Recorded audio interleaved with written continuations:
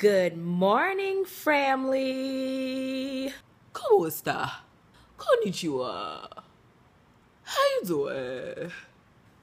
So I hope everybody is having a wonderful day today. A very good morning.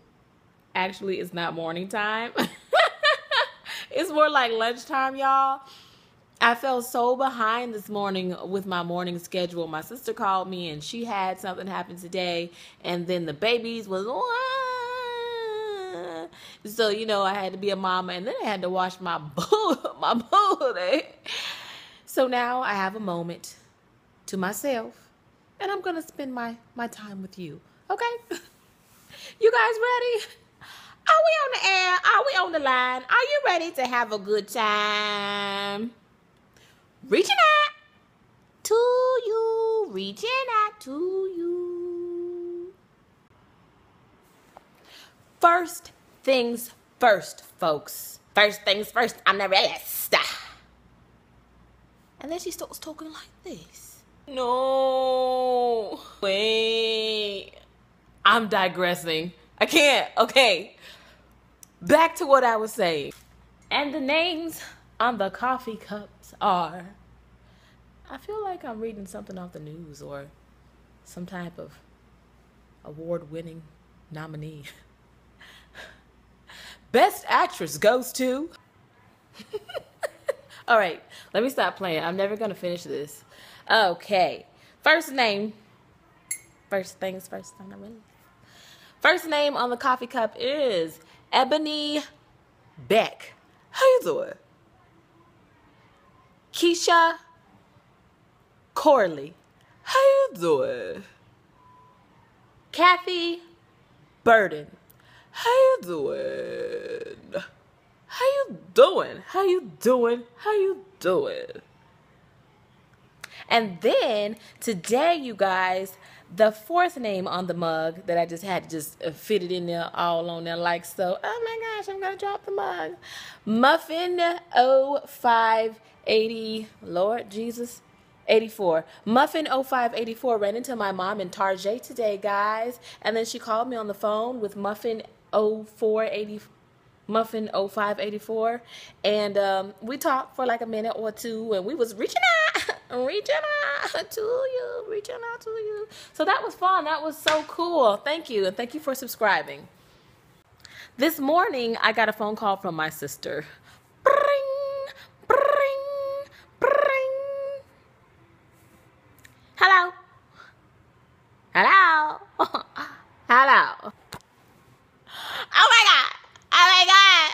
I don't know what's going on. Why is this happening to me? I just can't. I just can't. Not this morning. I'm trying to get my life together. I'm like, what's wrong? What's wrong? And she begins to tell me the story about what happened.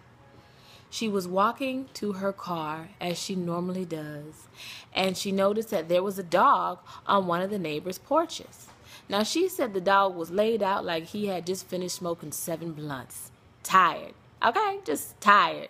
And she was hoping that the dog would not mind her while she was trying not to mind the dog. But as she crept a little closer, the dog opened its eye. Now, I asked her for a description of the dog, and she said it appeared to be an oversized Scooby-Doo without a smile. He just looked mean with a strong face. Just a strong-faced dog. And I'm thinking to myself, what is a strong-faced dog? What is that, Lord? What is that? Google Cujo, okay? He was not one of them Beethoven slobbing at your mouth dogs. I just want to lick you and give you a hug. She said he was a mean old looking dog. Looked like he just got fired from his job of 20 years without a 401k or a pension, okay? He was angry. And that the only thing she saw was teeth and paws, and that he was ready to maul. Immediately, she put up one of them church fingers.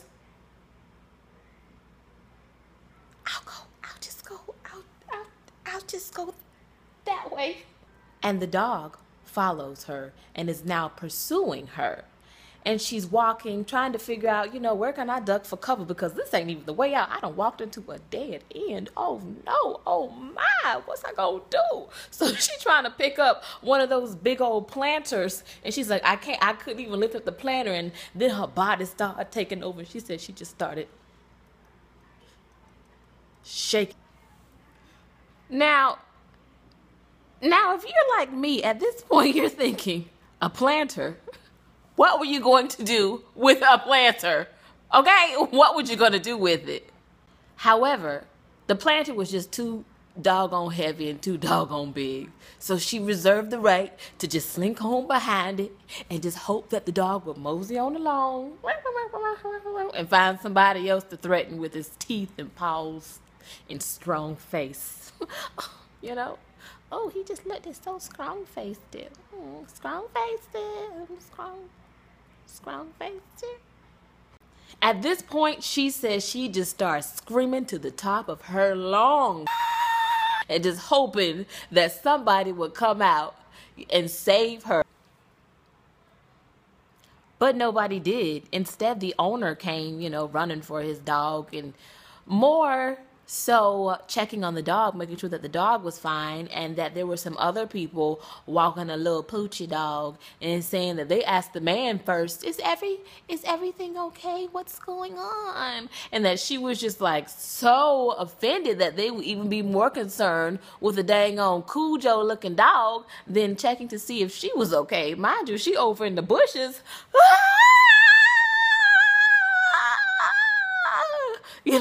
Basically withering away into a ball of a mess.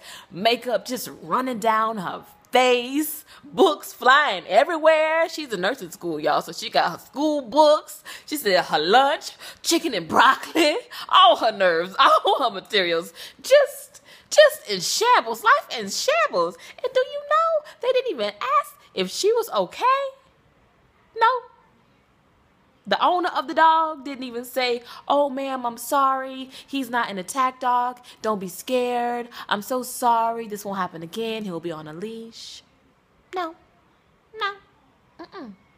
He just told Cujo to sit right back down. Sit down, Cujo.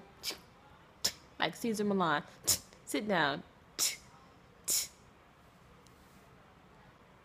So now she's definitely going to report that incident to housing because she lives in an apartment. And I believe that you should have your dog on a leash if you live in an apartment. I mean, it's not like you're in a yard, in a neighborhood where everybody knows your dog. People move in and out of an apartment so fast, so quick. And I'm sure you ain't got no type of invisible fence set up. Okay? This is my question to you guys. As a pet owner, do you think it is your responsibility to assume that everybody is not aware of your dog's behavior and that everybody may not know that your dog is friendly? Or is it the random passerby?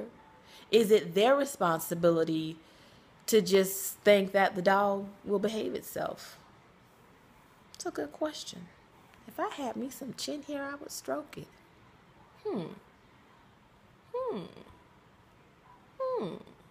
Also, as a pet owner, a dog owner, don't you think you should have your dog on a leash? Especially if it's an oversized dog. Should the dog be on a leash? Should you assume that everybody thinks your dog is friendly and should be aware of what type of dog it is, given the breed or whatever? But if you're not like an avid dog lover, I can't even make out what Spartacus was next door. I don't even know what I thought he was a pit bull but this is how people think. This is how people think, and this is how things happen. People get hurt because sometimes I feel like, and no shade on dog owners, but sometimes I feel like certain dog owners expect you to know what type of dog that you own. But baby, it's your dog. It's not my dog. If it was my dog, he would be on a leash. Inside, in the backyard, not chilling out on the porch. That's ridiculous. That's ridiculous. I'm definitely not a dog hater. What I don't like is dogs that ain't got no common sense. And for owners that treat their dogs more like a person and treat their dogs like the dog would have sense enough, as a human being would have sense, to react to certain things. Sometimes the dog senses take over. You know, if I'm walking down the street with some bacon in my pocket, that dog sense is going to be like, bacon, bacon. You know, that dog ain't thinking about, well, I'm just going to go up to her and say, hello, ma'am. I smell some bacon in your pocket. Could I please have some? That's what my sister was saying. She would rather have been chased down by a crackhead with a loaded gun than be pursued by an old Cujo strong-faced looking dog. Because you don't know what's on the dog's mind. You know a crackhead gonna tell you, give me whatever's in your purse. I need a fix. You know?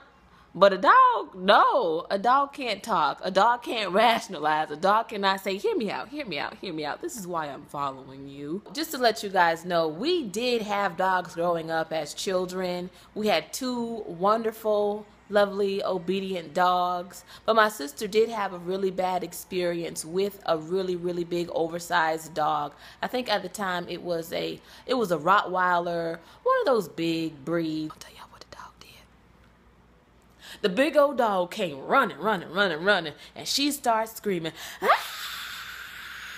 And the dog jumps in the face, boom, knocks her down to the ground. Started scratching her. The dog peed on her. I guess it was just like really freaking excited and was licking her all over her face. But as like a 5-year-old child, that is so traumatic, and she just never got over it. So when she sees a big dog, it's not like she completely freaks out. She know how to go the other way. You know, I'm gonna just go the other way. But when the dog starts to pursue her, that's when that comes into mind. And not only that, my grandmother just told her this horrific story about a man whose face got mauled off, and the man, I guess, was trying to hit on my grandmother, but she was just like, well, what happened, baby? And he said, you know, I got attacked by a dog and I got paid a very large lump sum of money. But she just said, I'd rather have no money than no face.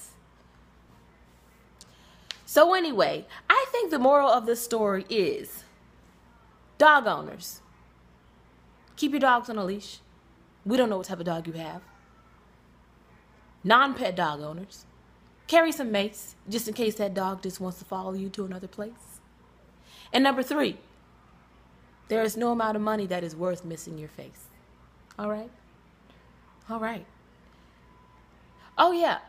And you guys, go on off and have a good, wonderful day. Reaching out to you, reaching out to you.